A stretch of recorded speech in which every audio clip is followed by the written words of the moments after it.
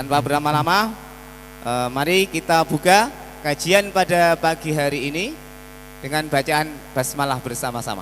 Bismillahirrahmanirrahim. Kepada Ustadz Ananto, waktu dan tempat kami persilahkan. Yang kami hormati wabil khusus Ustadz Syakir Jamaluddin sebagai guru saya sejak pertama saya masuk ke UMY tahun 95. Sekaligus saya pendamping beliau kalau keliling Indonesia. Kemudian sama-sama punya majelis pagelaran, artinya gelar dagangan jual buku sama saya. Jadi kalau pengajian kita mengikuti ilmunya Ustadz Yunahar, Allah yarham. Jadi pengajian harus bawa buku kemudian supaya tersosialisasi. Yang kami hormati juga Bapak Ibu jamaah rahimakumullah. Alhamdulillah pagi hari ini bisa bertemu dan bisa menikmati indahnya kopi ngaji. Dulu saya terakhir ke sini belum ada kopi ngaji Ustaz. Jadi masih lahan kosong. Dan alhamdulillah pagi hari ini Allah menakdirkan untuk bertemu. Bapak Ibu jamaah rahimakumullah, perkenalkan, kalau dulu orang nanya sesuatu itu kalau bingung ke Mbah Dukun. Sekarang Mbah Dukun pun buatan payu. Udah nggak laku karena lebih mudah nanya ke Mbah Google. Nggak tahu alamat tanya Mbah Google pasti sampai. Maka kalau panjenengan juga belum tahu, belum kenal saya, lebih baik tanya Mbah Google daripada Mbah Dukun.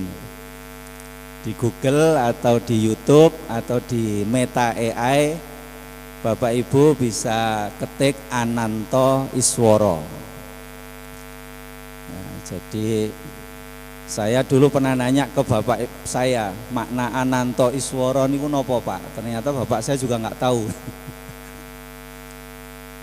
Yang pokok namamu bagus itu. Ternyata begitu sudah punya anak besar, saya tanya Mbah Google. Ananto Isworo ternyata dari bahasa Sanskerta, Pak. Maknanya Ananta ya. Kalau di bahasa Sanskerta itu kan Ananta Iswara. Ananta itu maknanya tanpa batas, Iswara itu maknanya raja, penguasa. Wah, jadi pagi ini Bapak Ibu ngaji sama raja. Gitu Ustaz Syakir. Raja yang tanpa batas, makanya enggak punya istana. Nah, jadi berarti doa bapak saya terkabul supaya anaknya malang melintang ke sana sini, maka titelnya SAG. Dulu dibully teman-teman fakultas lain, SAG itu sarjana alam goib. Kemudian sarjana agak gimana? Yang paling ekstrim mengolok-ngoloknya sarjana agak gila. Tapi waktu itu hanya saya aminkan, Bu. Semoga berkah bagi saya. Dan ternyata pada akhirnya majalah tertua di dunia, New York Times, berkunjung ke masjid kami. Dan kemudian di jurnalnya menuliskan masjid kami Al-Muharram Brajan, Bangjo Kasihan ke utara sedikit, disandingkan dengan Masjid Istiqlal Jakarta dalam konsep transisi energi panel surya. Dan dalam tulisannya New York Times menulis Ananto Isworo the crazy Ustadz. Or the crazy Muslim teacher, berarti guru agama gendeng gitu. Berarti doa dulu bulian teman-teman saya tahun 2001 ketika saya lulus SAG sarjana agak gila dan saya aminkan, ternyata sekarang dikabulkan oleh Allah. Karena terus saya dikenal sebagai Ustadz gila gitu. Nah, jadi the crazy Ustadz. Atau kalau Bapak Ibu lupa dengan nama saya, di Google tinggal cari Ustadz Sampah Indonesia.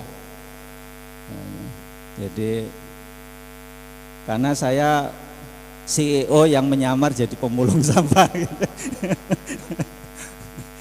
Ya, jadi gara-gara sampah kemudian Masjid Al-Muharram yang masjidnya kecil di pojok Kampung Brajan menjadi masjid percontohan nasional dan internasional.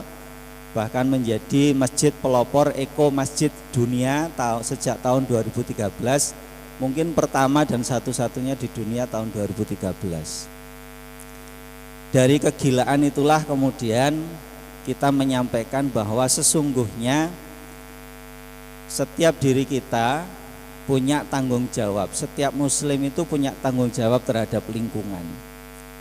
Kenapa? Karena sebagaimana yang kita tadi telah tadarus, kita baca bersama-sama, ya, Allah telah memberi peringatan jelas kepada kita di surat Ar-Rum ayat 41 bahwa tanggung jawab seorang muslim terhadap lingkungan itu bagian dari tauhid, ya. Di Ar-Rum 41 dan 42 Allah jelas mengatakan tadi, a'udzubillahi minasyaitonirrajim, dhoharul fasadu fil barri wal bahri bima kasabat aydin nas. Telah nampak kerusakan di darat, di laut, itu akibat ulah tangan manusia. Berarti Bapak Ibu sudah bisa mengerti bahwa siapa tersangka dan terdakwanya? Manusia. Dan apakah yang hadir di sini termasuk manusia? Berarti kita yang hadir di sini adalah makhluk yang disebutkan oleh Allah sebagai calon-calon perusak atau mungkin bahkan sudah merusak, yang namanya daratan dan lautan. Karena apa? Hasil riset mengatakan bahwa Indonesia itu masuk negara pembuang sampah plastik terbesar nomor 2 di dunia. Ya alhamdulillah 2-3 tahun ini menurun menjadi ranking 5. Dulu ranking 2 setelah Cina. Jadi 147 ton per hari, bahkan 200 lebih.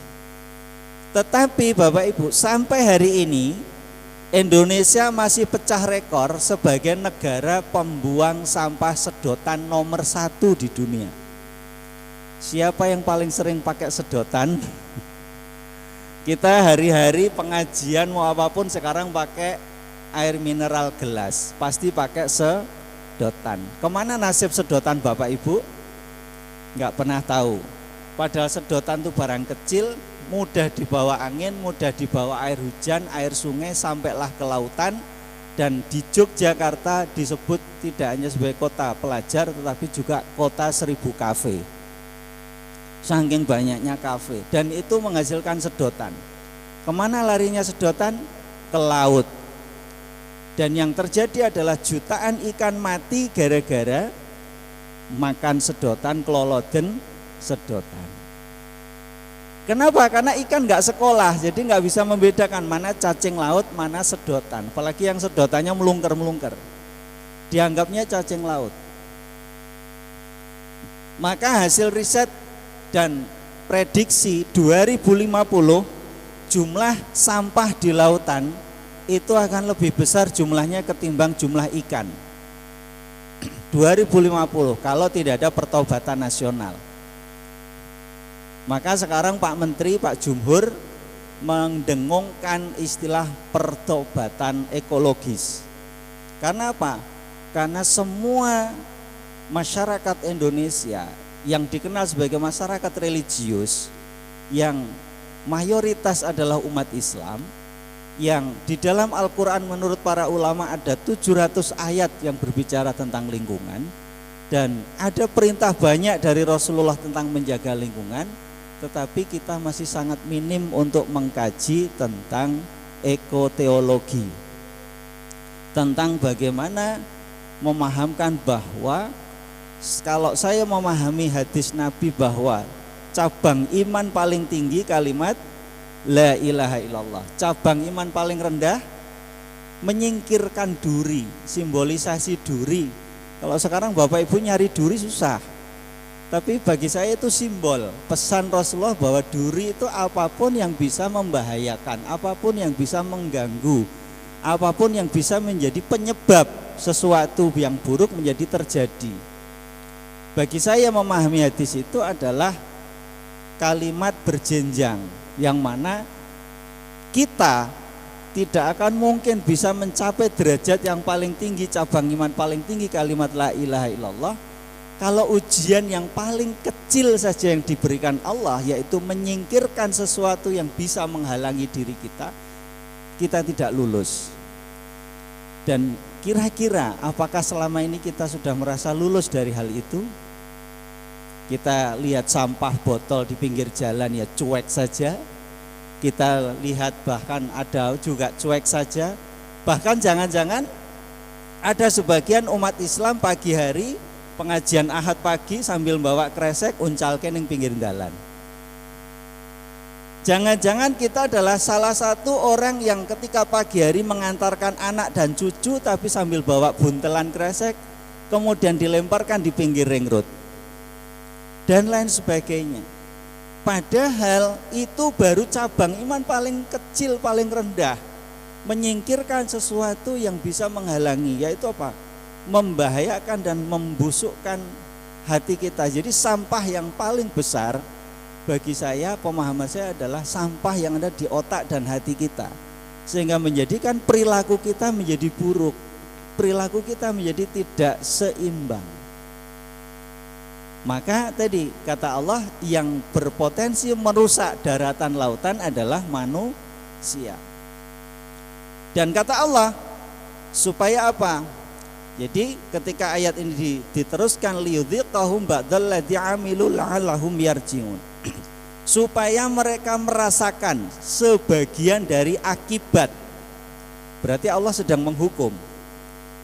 Maka ketika ada diumumkan darurat sampah Yogyakarta 3 bulan, saya berdoa pada Allah, ya Allah, semoga darurat sampah ini bertahun-tahun, supaya manusia bertaubat.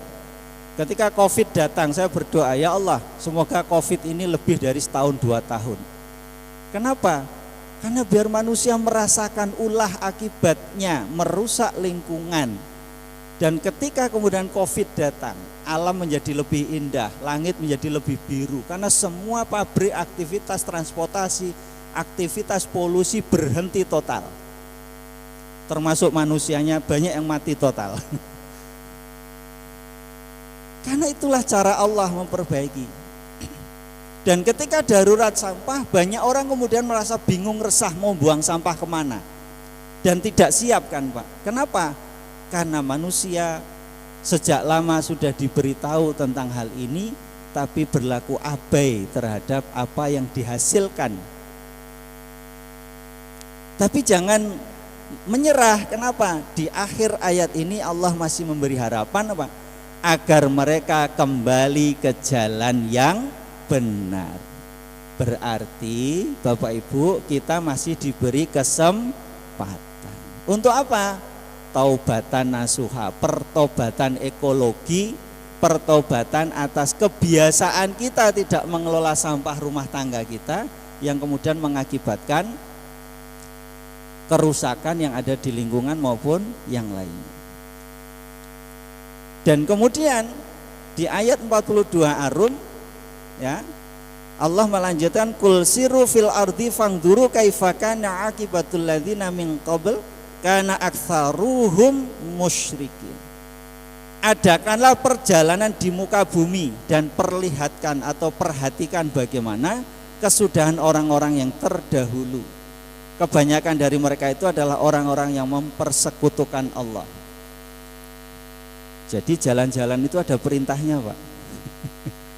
Maka saya bersama Pak Agus ini ngurusi bikers Muhammadiyah. Ya, ayatnya kul siru, adakanlah perjalanan di muka bumi. Tetapi kemudian ayatnya enggak putus tuh secakir.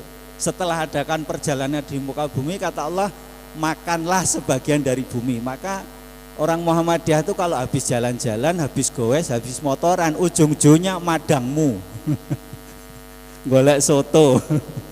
Karena perintahnya adakanlah perjalanan, kemudian ambillah sebagian makanan dari bumi. Maka kalau habis jalan-jalan mesti paketnya adalah makan bareng-bareng.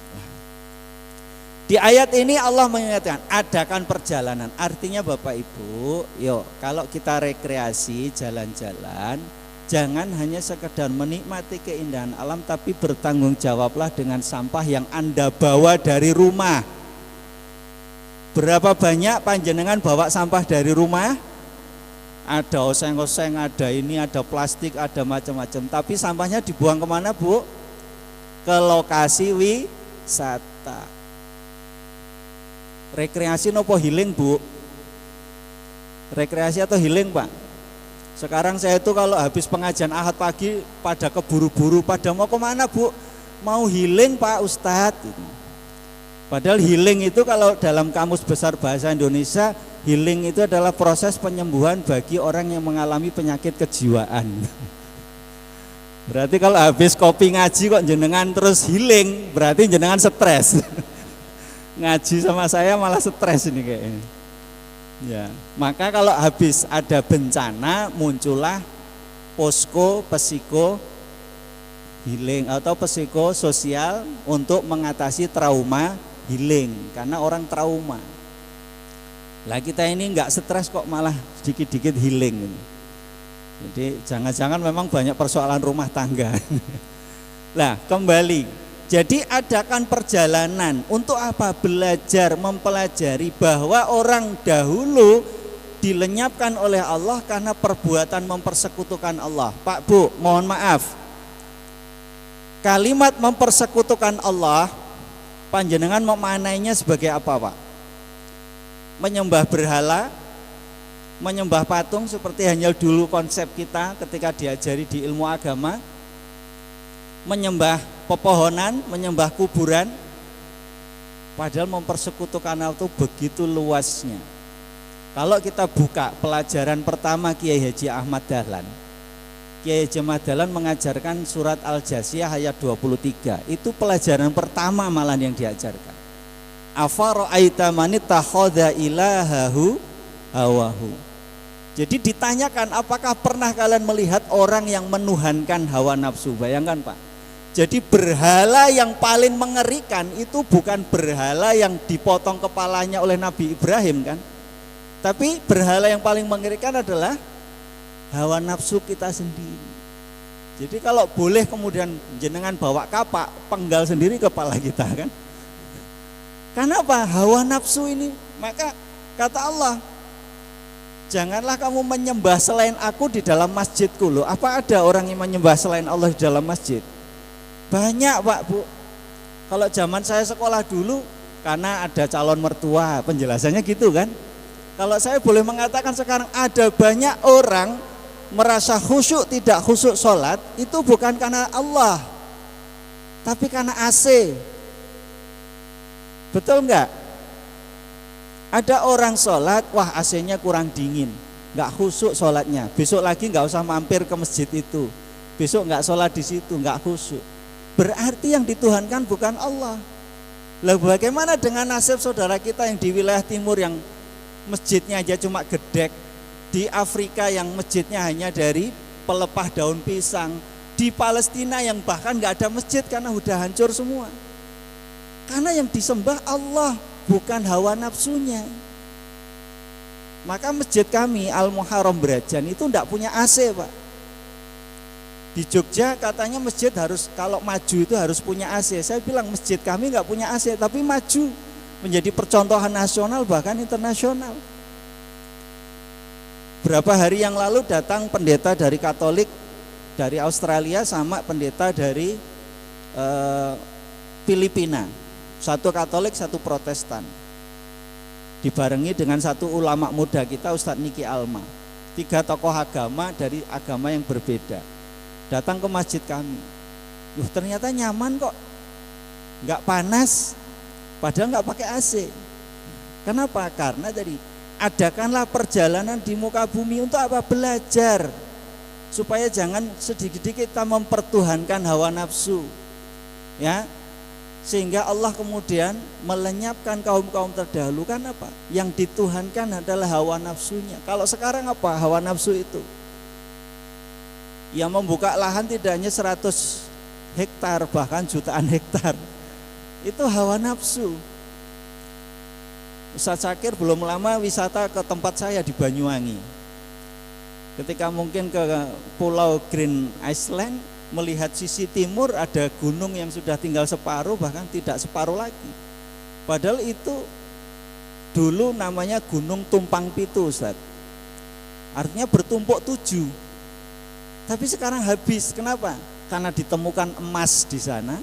Kemudian gunung itu punya emas yang cadangan emasnya luar biasa. Mungkin nanti tidak hanya pres, Ustaz, mungkin sampai ke dalam laut mungkin. Habis itu gunung dekat rumah saya.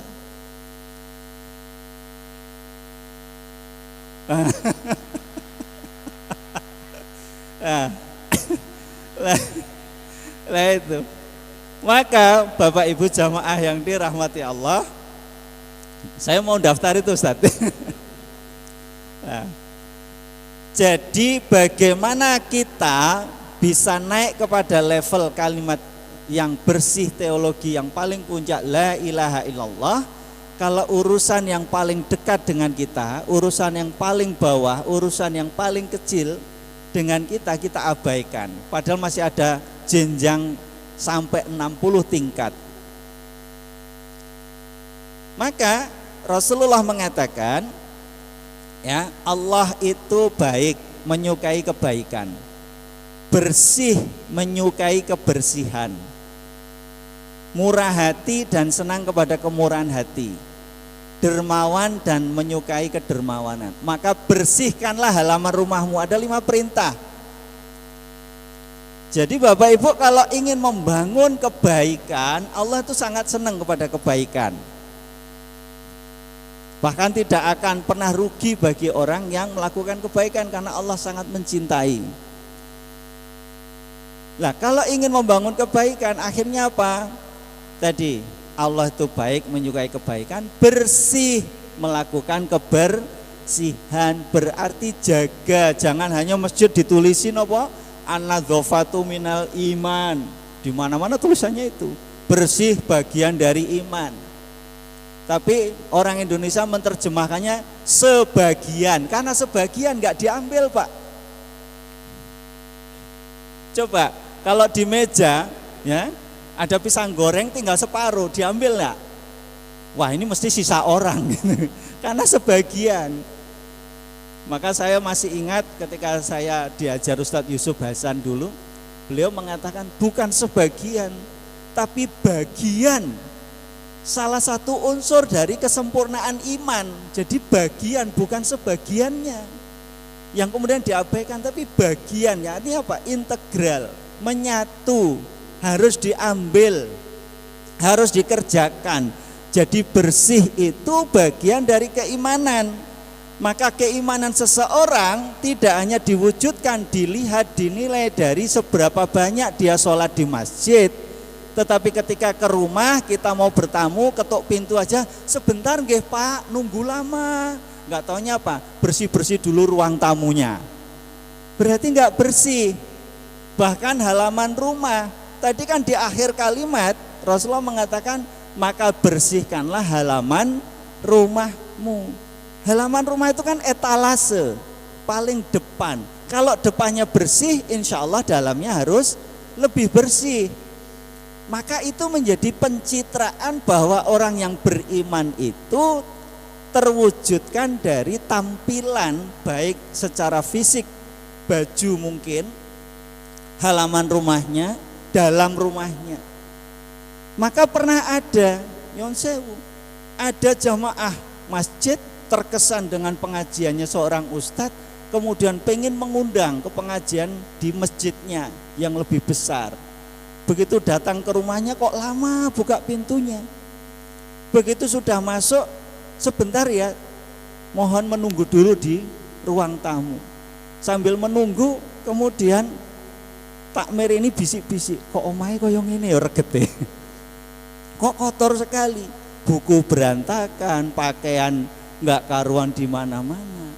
Akhirnya begitu beliaunya keluar, gimana? Ada kepentingan apa? Boten Ustadz, hanya ingin silaturahmi. Nggak jadi ngundang Pak. Kenapa? Karena tampilannya tidak sesuai ekspektasi apa yang disampaikan. Maka tadi dari halaman rumah bersihkan, Setelah melakukan kebersihan, jadikan itu sebagai kemurahan hati, sebagai kedermawanan, sehingga menjadi puncak tadi ihsani question, kecerdasan ihsani. Maka yang saya lakukan adalah kemudian apa? Kumpulkan sampah, bawa ke masjid, dipilah, dijual, dananya digunakan untuk membantu fakir miskin, anak yatim piatu. Dalam rangka apa? Mengamalkan pesan ini. Targetnya kebaikan, maka bersihkan halaman rumah, bersihkan dalam rumah. Apa yang menjadi sampah bukan menjadi masalah kalau bisa, tapi menjadi sedekah, menjadi kemurahan hati, empati kepada orang yang membutuhkan. Maka ini nanti ada penggalangan dana untuk gempa NTT. Kita doakan semoga mereka diberi ketabahan, kesabaran, dan yang telah mendahului kita menjadi husnul khatimah. Dan insya Allah Masjid Al-Muharram, jadi kemarin saya lupa Ustadz WA ke Ustadz Syakir, sebetulnya Bapak Ibu ngaji hari ini bisa sambil bawa sampah, saya bawa pulang nanti. Maka dipanggil Ustadz sampah, kalau pulang pengajian Ustadz Syakir, mobil saya bisa penuh itu. Istri saya bisa kaget, loh habis ngaji atau nyari sampah gitu. Bahkan saya pernah ngisi pengajian di kantor PP Muhammadiyah di dekat Panti Rapih. Ustadz habis ini mampir ke rumah saya. Di mana? Jalan Kaliurang KM 10. Lah itu namanya nggak mampir, beda arah. Saya mau sedekah sampah, sampai sana Bu, mana sampahnya? Masih di kandang ayam Pak Ustadz. Begitu sampai kandang ayam saya pikir sudah ada karungnya. Mana? Ya, kalau bisa Ustadz sekalian bantu saya ngumpulin, Masya Allah. Maka itulah sama wartawan dipanggil Ustadz sampah itu kan. Masih pakaian kayak gini, satu-satunya sampah yang masuk kandang ayam, milah sampah nggih kula. Mobil saya hanya penuh, termasuk ada sepeda motor. Ini sepeda motornya sekalian diangkut Ustadz. Niku wonten telurnya ada 5, sekalian mboten, mboten nek telurnya. Walhasil Pak, mobil Kijang Grand Extra saya dari Jalan Kaliurang KM 10 sampai Brajan Taman Tirto, parfumnya berubah. Gitu. Karena daripada saya kena gas metan, karena bau mobilnya jadi bau kotoran ayam semua, maka kaca saya buka. Ternyata begitu kaca saya buka, nah, kiri kanan di bangju, begitu berhenti kiri kanan saya yang medot ireng. Irungnya ditutup, oh, kok bau dari mana? Sampai rumah istri saya hanya menangis. Ini kan mobil pribadi ya, kenapa isinya sampah dan kotoran ayam semua, bau semua? Jawaban saya hanya satu, besok di kuburan pengen naik mobil enggak? Bisa Pak? Bisa. Kalau mobil kita buat amal soleh, insya Allah besok kita enggak sendirian, karena kita bawa mobil kita ke dalam alam kubur sampai ke akhirat menjadi amal jariyah. Bahkan pernah saya beli mobil dihina sama orang, itu beli mobil bekas atau bekas mobil gitu. Yang pokok bisa buat ngangkut sampah. Maka Bapak Ibu, tanggung jawab menjaga lingkungan bagian dari khalifatul fil ard, tugas manusia yang sudah mendeklar, menyatakan diri sanggup menjaga bumi. Jadi kalau kita sudah merasa sanggup dan sudah mengatakan saya sanggup ya Allah, kami sanggup ya Allah, dan yang menyatakan sanggup itu adalah jenis manusia. Jin nggak sanggup Pak, malaikat nggak sanggup, gunung-gunung nggak sanggup. Yang sanggup adalah dari jenis manusia. Yang ada di sini manusia. Berarti ini tugas kekhalifahan kita sebagai khalifatul fil ard, dan menjaga lingkungan bagian dari amanah Allah. Wa ma arsalnaka illa rahmatan lil alamin, untuk mencapai rahmat Allah, keberkahan. Bahkan Bapak Ibu kalau panjenengan buka surat Al-A'raf 56, 57, 58 coba. Di sana Allah jelas mengatakan, aku perbaiki kerusakan bumi ini setelah manusia merusaknya. Jadi Allah itu terus memproses supaya terjadi kebaikan. Untuk siapa? Untuk manusia. Tapi manusia ini cenderung kemudian melupakan terus. Padahal kalau saya memahami, mohon maaf dikoreksi nanti Ustaz Sakir karena guru hadis saya beliau gitu. Saya memahami ada kaidah umum yang Rasulullah tancapkan di dalam diri kita. Apa itu? Kullu ma'rufin shadaqah. Setiap kebaikan itu punya potensi berpahala sedekah. Lah kalau semua bentuk kebaikan itu menjadi pahala sedekah, kenapa kita tidak mau melakukan? Jadi Bapak Ibu, salah kaprah kalau sedekah selalu dimaknai harus pakai uang. Kan ada banyak hadis ya Ustadz ya, sedekah itu ternyata nggak pakai uang. Senyum sedekah, mengangkatkan barang saudaramu ke atas kendaraan saudaramu juga sedekah. Maka saya bilang kalau Bapak Ibu hari itu pengen sedekah nggak punya uang, gampang, pagi hari aja berangkat ke pasar Gamping, angkutkan barang-barang simbah-simbah yang nggak kuat itu, kan sudah sedekah. Karena kata Rasulullah, mengangkatkan barang saudaramu ke atas kendaraan juga punya nilai pahala sedekah. Dan secara umum setiap kebaikan berpahala sedekah. Maka tadi Al-A'raf 56 itu berarti kalau kita menjaga bumi ini dari segala macam bentuk kerusakan, itu kebaikan dan berpahala sedekah. Dan di 57 Al-A'raf 57 Allah katakan, aku berikan berita gembira melalui angin, aku datangkan air hujan. Berarti hujan itu rahmat. Gitu Pak Rahmat. Sepakat Pak Bu bahwa air hujan itu rahmat? Ya, karena Allah mengatakan di Al-A'raf 57, aku turunkan rahmatku yaitu air hujan. Tapi berapa banyak orang Islam kalau hujan malah mengeluh? Hujan lagi, banjir lagi. Kenapa? Karena perilaku manusia yang tidak merespon lingkungan yang berubah. Pak Bu, sekarang berapa banyak lahan yang masih tanah liat? Lebih banyak sudah diaspal, dicor, paving block, betul enggak? Begitu air hujan turun, masuk kemana? Lari ke bawah, karena nggak bisa lagi masuk, kecuali punya Ustaz Sakir, ada banyak sawah. Maka kan yang harus kritis adalah alam pikiran kita, ekoteologi kita jalankan. Dengan cara apa? Ya kalau kondisi lingkungan seperti itu, kemudian apa? Yang saya lakukan adalah seluruh air hujan yang jatuh di atap rumah saya, satu, saya sekeluarga nggak ingin kehilangan rahmat Allah, karena itu rahmat. Maka bagaimana solusinya? Ya semua saya tampung dalam pralon, saya buat satu sumur 3-4 bis, maka seluruh air hujan yang jatuh di atap rumah saya panen melalui sumur resapan, khusus panen air hujan, karena kami nggak ingin kehilangan rahmat Allah.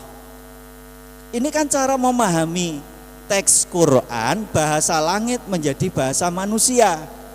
Maka ketika air hujan masuk ke dalam sumur, saya sudah mengamalkan hadis Nabi yang lain. Apa hadis Nabi yang lain?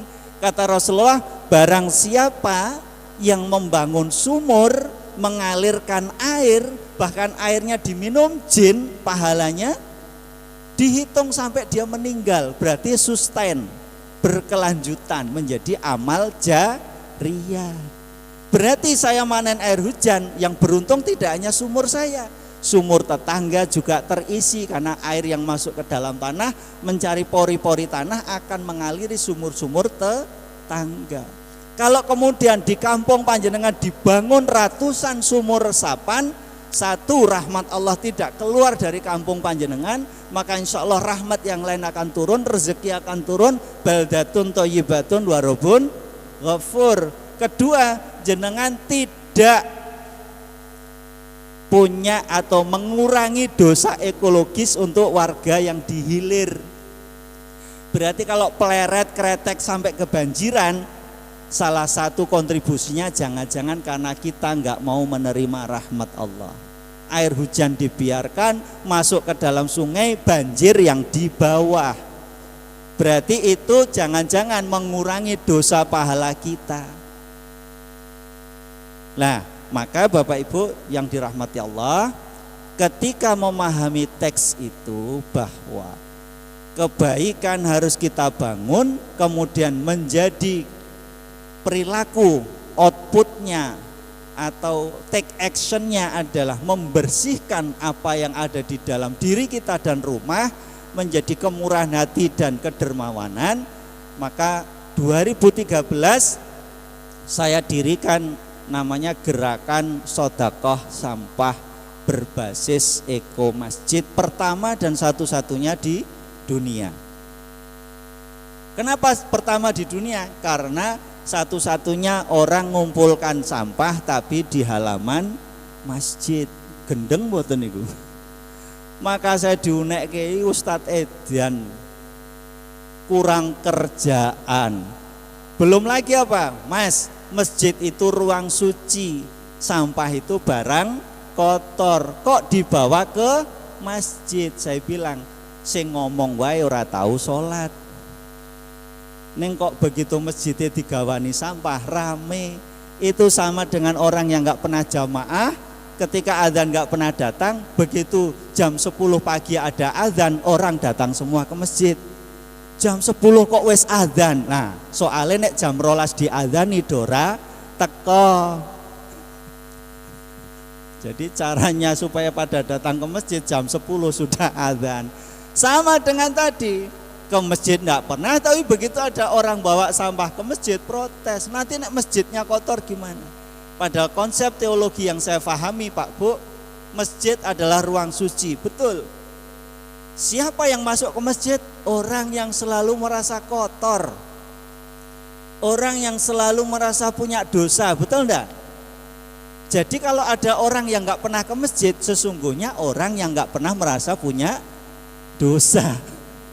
Tapi kalau panjenengan masih datang ke masjid, datang ke pengajian, berarti jenengan termasuk orang yang masih merasa punya dosa. Maka ketika sampah dikumpulkan, ya, dibawa ke masjid, menjadi apa? Di masjid kemudian dipilah di halaman masjid oleh relawan, dan relawannya tidak digaji. Kenapa relawan kami tidak digaji, Pak? Karena kami mengamalkan hadis Nabi yang lain. Apa itu? Kata Rasulullah, sesungguhnya manusia itu terdiri dari 360 persendian. Maka setiap hari harus ada disodakohi. Maka relawan bersodakoh dengan tenaganya, waktunya, pikirannya. Setelah dipilah, dikumpulkan, dijual. Insya Allah, alhamdulillah, hasil penjualannya selama ini digunakan satu, untuk membiayai waktu itu adalah banyak anak putus sekolah, maka kita bayarkan SPP-nya. Kami mulai 1 Ramadan, Pak Bu, catatan kaki, garis bawahi, cetak tebal, sampai 3 nih. Apa itu? Manusia paling banyak berbuat dosa di bulan Ramadan bukan orang yang tidak puasa. Bisa jadi adalah justru orang yang berpuasa. Kenapa? Karena sampah di bulan Ramadan bisa meningkat 2-3 kali lipat selama bulan Ramadan. Karena setiap masjid mengadakan buka pakai kardus, pakai styrofoam, apalagi nggak bisa diolah, dibakar berbahaya.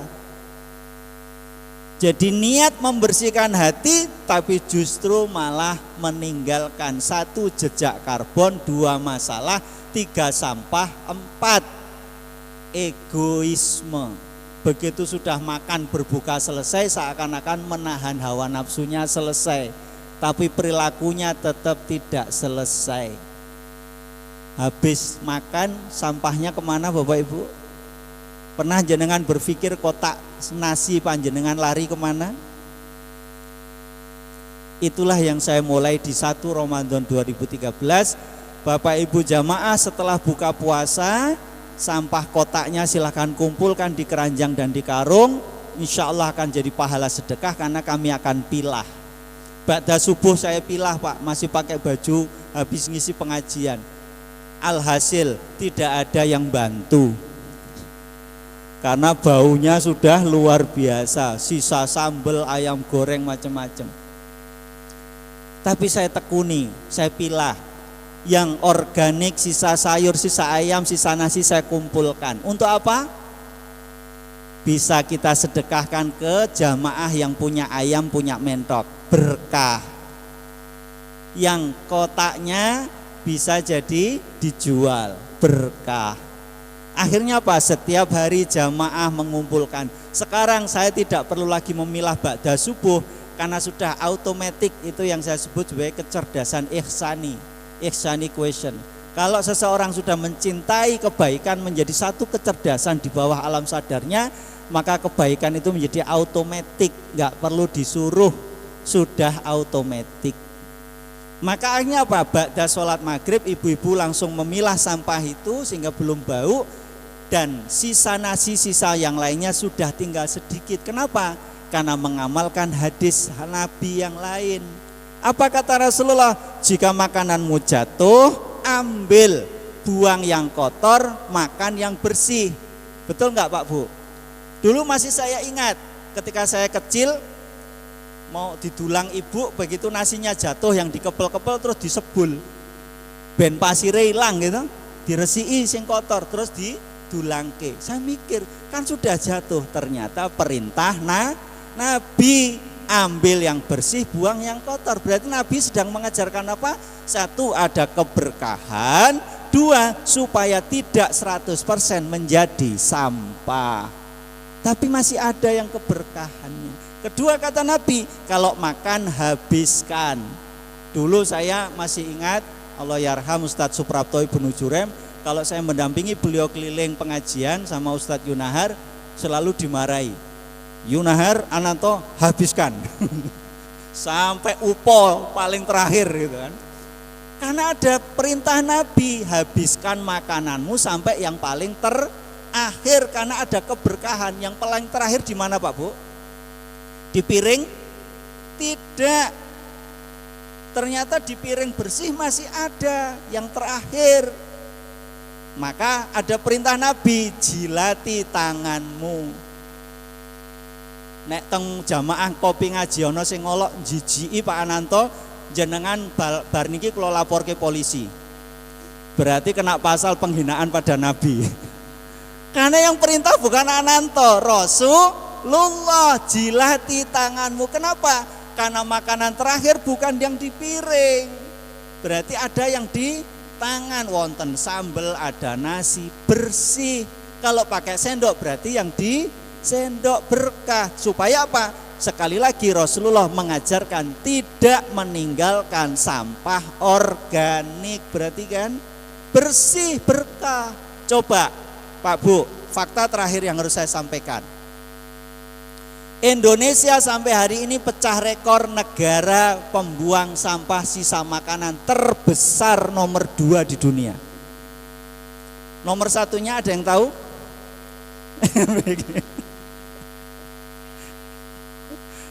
Mas Bagus ganteng. Nomor satunya Pak Bu adalah Arab Saudi. Satu negara Islam, dua negara mayoritas Muslim. Kenapa pembuang sampah sisa makanan terbesar? Karena banyak orang Islam yang masih melakukan dosa ekologi tadi, tidak mengamalkan hadis Nabi, apa? Tidak menghabiskan makanan. Bahkan kalau makan hanya disisakan, katanya saru nek dintekke. Padahal itu perintah Nabi. Kenapa Arab Saudi jadi negara paling nomor 1 pembuang sampah sisa makanan terbesar? Karena yang umroh haji yang paling banyak juga orang Indonesia. Kalau kita umroh, panjenengan yang sudah umroh haji, lihat berapa banyak jamaah orang Indonesia karena piringnya segede nampan, ngambil makanannya yang warna-warni, tergiur nafsunya makan sebanyak, ngambil sebanyak-banyaknya. Tapi sampai di meja yang dicicipi hanya sedikit karena lidahnya enggak cocok. Saya sama Pak Agung Danarto sama Bu Wiwit waktu umroh hanya gigit jari, entoke mung kacang kapri, piring mawon ndak dapat, hanya dapat kotak piring plastik atau piring kertas. Tapi begitu di meja ada berapa banyak nasi terbuang. Berarti berapa banyak orang haji umroh yang dicari bukan keridhaan Allah, tapi justru melakukan perbuatan setan yang disebut oleh Allah dalam Al-Quran sebagai perbuatan tabdzir dan israf, mubadir dan boros. Dan kata Allah, itulah perbuatan setan. Jadi itulah kenapa banyak orang umroh haji, paling banyak orang Indonesia, sampai Indonesia tidak menjadikan perubahan yang lebih baik bagi bangsa Indonesia, bagi umat Islam, karena haji umrohnya yang dituhankan tetap hawa nafsunya. Itulah sampah yang paling mengerikan. Nah, maka Bapak Ibu yuk mulai habiskan, gitu nggih? Nah, jadi Bapak Ibu, sampah bukan jadi masalah, tapi sampah bisa menjadi berkah, sampah bisa menjadi sedekah. Caranya panjenengan tidak harus menunggu ada organisasinya atau ada takmirnya yang mengelola sampah. Tapi kalau itu berjalan lebih bagus karena berjamaah. Sedekah sampah bisa mulai panjenengan kerjakan sejak pulang dari kopi ngaji. Pulang jenengan bersih-bersih rumah, kumpulkan sampah rosok di rumah, kaleng-kaleng biskuit yang sudah sejak hari raya tahun 2000 sing wis do teyengen, srotil rusak, tugel, wajan rusak, kumpulkan. Kertas-kertas, buku, semua bungkus apa yang suka dikumpulkan, bersihkan. Supaya apa? Baiti jannati, ciptakan surga di rumahmu sendiri. Dengan cara apa? Bersihkan menjadi kebaikan, kemurahan hati, dermawan, kata Rasulullah tadi. Maka kalau sudah terkumpul, kaget kula. Wis dielengke manuk gitu.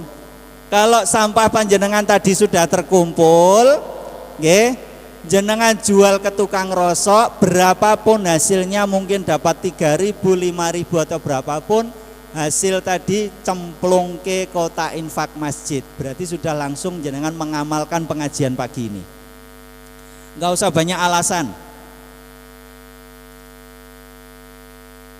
Kalau bank sampah beda konsep, tapi kalau sodako sampah saya dirikan dengan konsep ibda bin nafsih, mulai dari diri sendiri dan mulai hari ini. Ada orang Jakarta tertarik, Pak Ustadz saya kirim sampahnya, biaya kirim saya tanggung. Nggak usah repot-repot, jenengan jual di sana, uangnya berapapun, mungkin hanya 2.000, 3.000, masukkan kotak infak masjid. Atau kumpulkan, dicatat oleh anaknya, kalau udah banyak belikan beras, bawa ke tetangga yang jompo, yang sudah lansia dan lain sebagainya.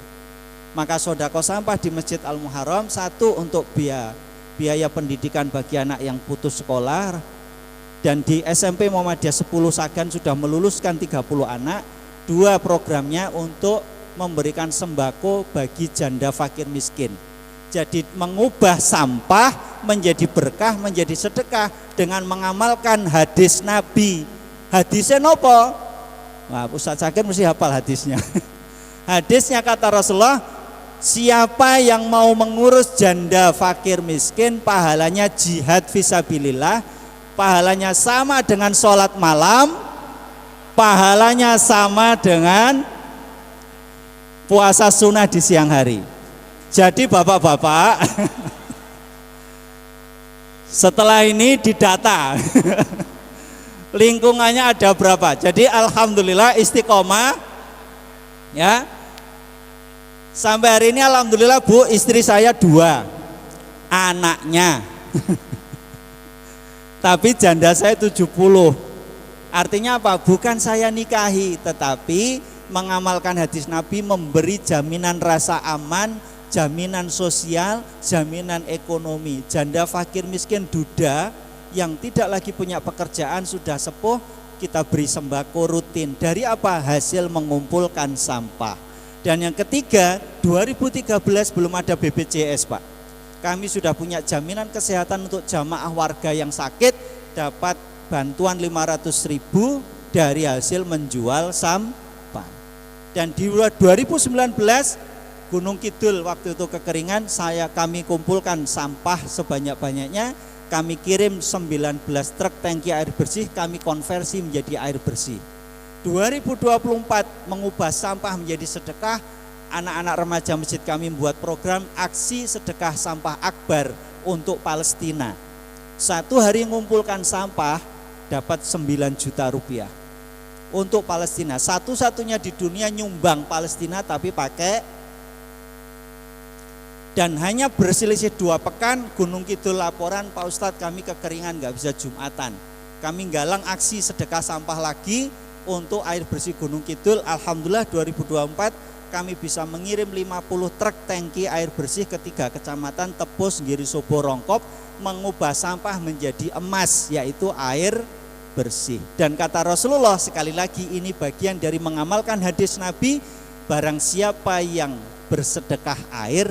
Nah, ketika Said bertanya, wahai Rasulullah, ibuku baru saja meninggal, enggak wasiat apa-apa, apa sedekah yang terbaik untuk ibuku? Kata Rasulullah, wahai Said, bangunlah sumur, alirkan air. Maka beliau membangun telaga, diberi nama Telaga Ummu Said. Jadi sedekah air itu sedekah yang luar biasa. Maka Bapak Ibu, terakhir saya tutup, setelah pengajian ini kalau panjenengan berniat mau membantu saya, membantu warga Gunung Kidul, tanggal 6 September nanti masjid kami akan galang aksi sedekah sampah akbar untuk air bersih Gunung Kidul di Rongkop, Girisobo, dan Tepus. Maka kalau panjenengan punya sampah rosok, mesin cuci, kulkas, sepeda motor, mobil rusak, mobil bekas, silakan hubungi nomor saya ya. Jadi mobilnya yang diparkir tadi yang mau diserahkan juga boleh. Ya. Nomor saya monggo bisa dicatat 0822 4186 1119 0822 4186 1119. Sampah rosok paling mudah ngoten mawon. Nggih, sampah rosok, sampah barang elektronik pun monggo. Alhamdulillah kami sudah pernah mendapatkan 14 motor. Bahkan ada Vario baru beli 1 tahun, tahun pembuatan juga baru 1 tahun, gara-gara nabrak nyerempet sedikit sudah disedekahkan ke tempat kami. Dan waktu itu Ustadz Jaini Munir juga, Mas Ananto, saya punya motor Grand Extra sudah nggak pernah dipakai, silakan ambil. Saya ambil Ustadz. Dan kita jual dapat 11 tangki air bersih dari 1 motor punya Ustadz Jaini Munir. Artinya Bu, sampah bisa bukan jadi masalah tapi bisa menjadi sedekah. Matur nuwun. Wassalamualaikum warahmatullahi wabarakatuh. Matur nuwun sangat. Ya alhamdulillah Mas Aan panggilannya, karena sejak dulu memang unik beliau ini. Ya, makanya alhamdulillah saya bersyukur dapat murid yang sudah melampaui gurunya. Amin. Yang kedua, ya ambil yang baik-baik, yang sampah dibuang di tempatnya. Ya, karena ada inspirasi tadi guru saya disebut itu, saya sempat menangis, Ustadz Prapto Ibnu Juraimi, Ustadz Junar Ilyas. Nah ini yang contoh Ustadz Zaini Munir ini baru punya motor ditabrak terus sodakoh. Nah, itu yang saya susah. Hari Ahad kemarin pulang dari ngaji di Klaten dan di Kaliurang, mobil saya Zenik ketabrak, sudah 2 tahun. Nah itu dia, itu yang saya susah. Sedekah Zenik tabrak, itu tabrak di lampu merah, saya berhenti, itu ditabrak oleh truk yang tidak ngerem itu. Ya sudahlah, takdirnya. Ya takdirnya yang menabrak juga orang tidak punya, mau diapakan lagi. Ya baik, matur nuwun sangat menginspirasi. Sampah ini kalau tidak dikelola akan menjadi masalah bagi kita. Tadi keimanan kita diaduk-aduk oleh Ustadz Ananto, jangan sampai ya sholat kita sudah bagus, puasa kita sudah bagus, tapi sampah ini kita masalah gitu, yang menyebabkan kita tersendat. Harusnya lancar ke sorga, tersendat gara-gara masalah sampah. Dan itu masalah penafsirannya bagus. Waktu itu belum sempat saya tentang duri, itu tentang sampah yang mengganggu, dia sudah mengembangkan maknanya luar biasa. Matur nuwun sangat. Dan maaf ya, seperti tubuh lah ya, kalau sampah itu tidak dibuang pasti akan menjadi penyakit bagi kita. Saya mau menantang kita semua jamaah Kopi Ngaji, ya mari kita mungkin membuat ya agen-agen seperti beliau lah yang bisa mengelola sampah lingkungan kita masing-masing. Kalau insya Allah di sini kayaknya kita tidak pakai plastik lagi. Kita sekarang pakai gelas. Dulu waktu Kopi Ngaji awal itu masih pakai kertas, plastik. Kita mengurangi itu. Alhamdulillah ada sodakoh dari Mbah Hadi dan keluarganya. Kita akan ini. Lalu bagaimana mencucinya? Karena waktu itu jamaah kita sudah 100-an. Kasihan ibu Sakir maksud saya. Ya, kasihan ibu. Gimana mencucinya?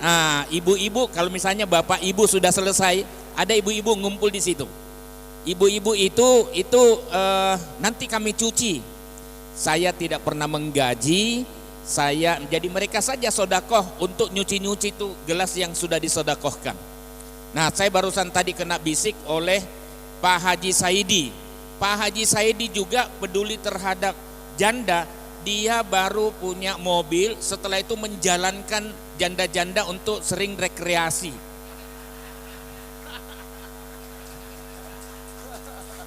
Dan dia punya sampah, ini mampir ya di warungnya beliau, warung RJ, apa namanya, restoran RJ, JR, sorry, RJ saya, JR, ya Joglo Reso Dinomo di sana. Itu sampahnya juga lumayan itu Pak. Ya, ada 1 jutaan mungkin ya, sampah makanan dari ini mungkin juga bisa sebagiannya dimanfaatkan. Untuk itu, untuk mensedekahi, menafkahi janda,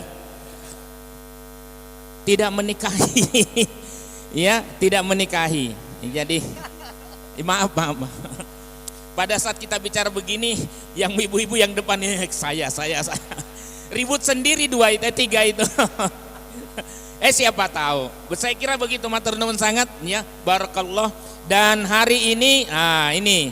Dari Lazizmu kita kumpulkan Kopi Ngaji Peduli Bencana NTT. Ya, kita kalau Muhammadiyah dari dulu tidak memperdulikan dia dari agama mana. Pokoknya kalau manusia kita perhatikan. Dan ini laporannya, ya, dari Lazizmu UMY. Bismillahirrahmanirrahim. Jadi alhamdulillah Bapak Ibu semuanya, dari pagi tadi kita untuk donasi ke NTT, alhamdulillah terkumpul 13.592.014 rupiah. Ajarakallahu fima ataita wa baraka fima abaqaita wa ja'alahu laka tahura. Mudah-mudahan apa yang dikeluarkan Bapak Ibu semuanya dari harta yang dikeluarkan diberikan pahala dan dijadikan penyuci dari harta yang tersisa dan menjadikan penggugur dosa bagi Bapak Ibu semuanya.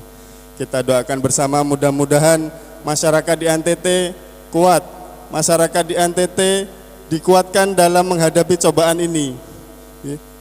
Setiap hari hampir diterpa gempa, dan kita doakan juga mudah-mudahan bantuan kita ini bisa bermanfaat di sana. Matur nuwun. Assalamualaikum warahmatullahi wabarakatuh.